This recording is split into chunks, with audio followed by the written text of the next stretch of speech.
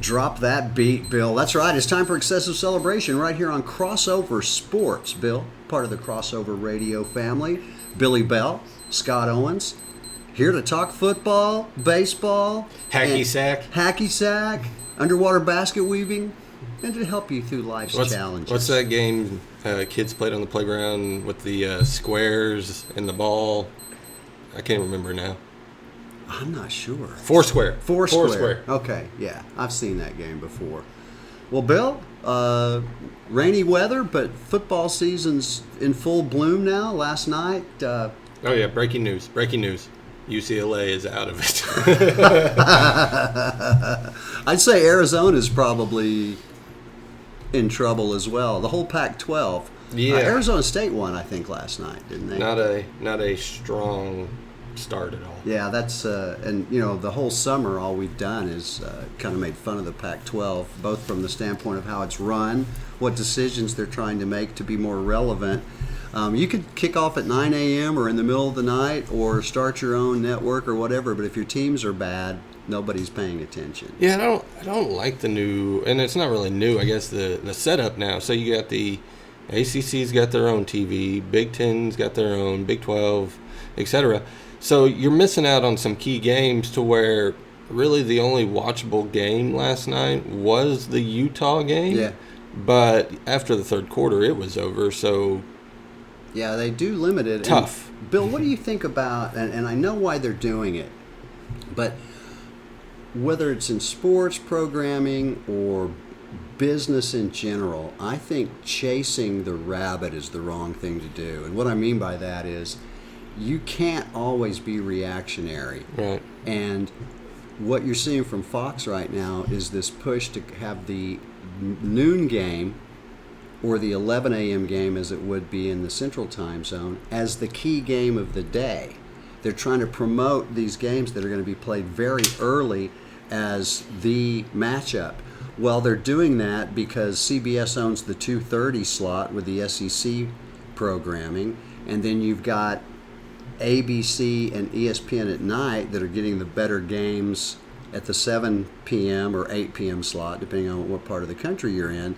So if you can't compete for advertising dollars in the 2:30 window and it gets tough at night, then Fox is moving a lot of the Big 12 and the Pac-12 and Big 10 games, in fact, to an 11 o'clock kickoff and marketing it as the big game of the day. Yeah, not even that, just across the board. So taking on some UFC fights, taking on now what is going to be even WWE, which, sorry to say, is considered a sport by our fans. Right.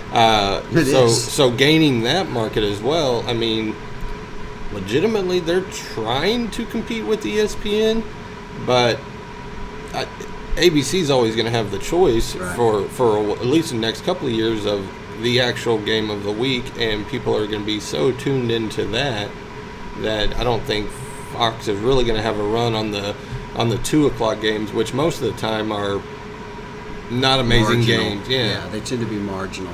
Well, I think they're in the only spot. I mean, it'll work from the standpoint that people are going to watch. Right. They're going to watch that 11 o'clock or that 12 o'clock game. So you're going to get the advertising, you're going to get the traffic, and you're going to get the advertising. It's just kind of a anticlimactic, though, that, it's the end of the, let's say it's the end of the year, right?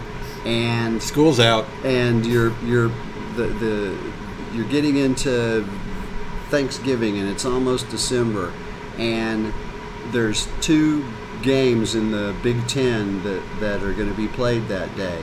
One of them's Northwestern and Nebraska, and it's going to be the night game because Ohio State Michigan's going to be played at noon. Right. You tell me how many avid Big Ten fans are going to be fired up about watching Northwestern and Nebraska after Michigan and Ohio State's already finished. I was going to say only if they are one-loss teams or undefeated. I mean, that's the only way.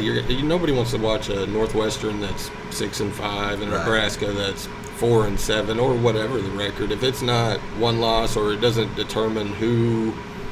Well, it could still determine who plays based on, but that's what I was going to say. The history of that division is that you usually have somebody with 2 or 3 losses that wins it. Yeah. And So anyway, everybody's got to do what they got to do. But my thought is have better production value, do a better job of planning during the off season, and put some games that people would have to go, man, I'm going to have both TVs on because I'm not going to watch this one over that one.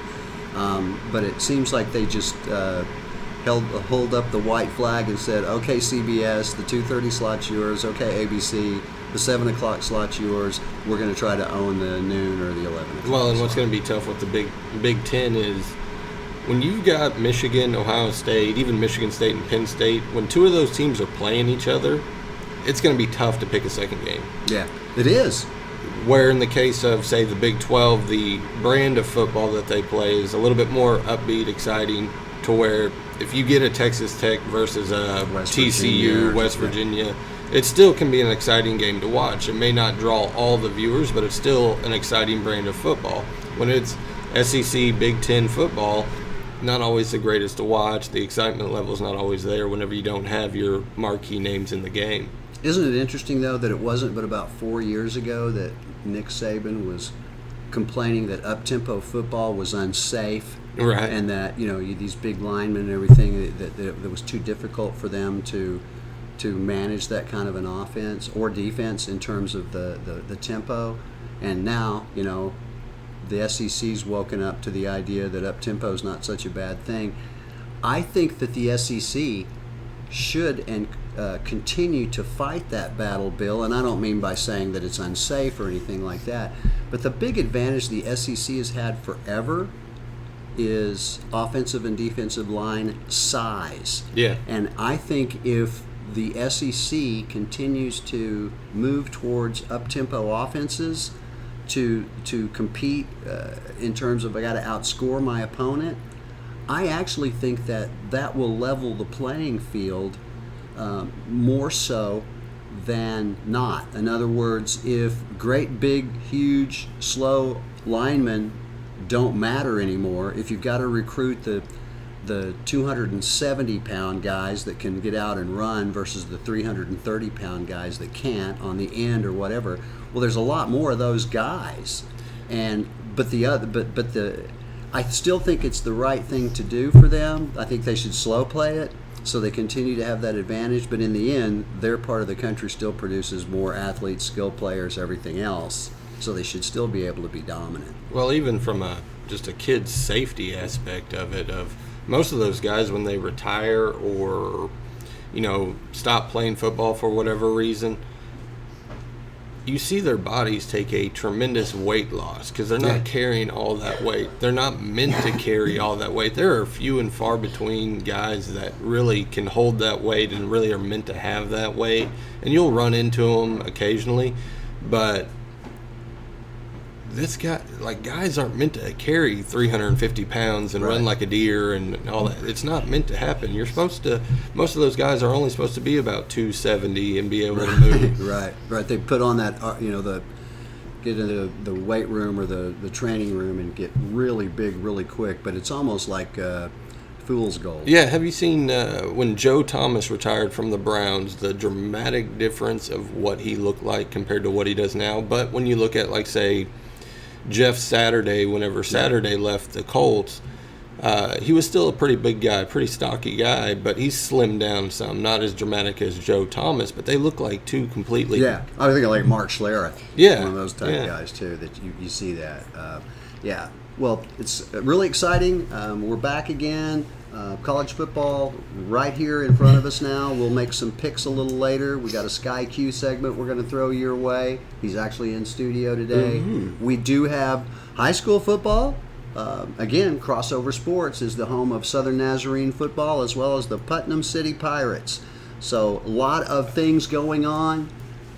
Best time of the year. I love it, man. College and pro football starting up. Baseball playoffs right around the corner. And a dreary outlook for Thunder basketball. Crossover Sports, Bill. How do they find us?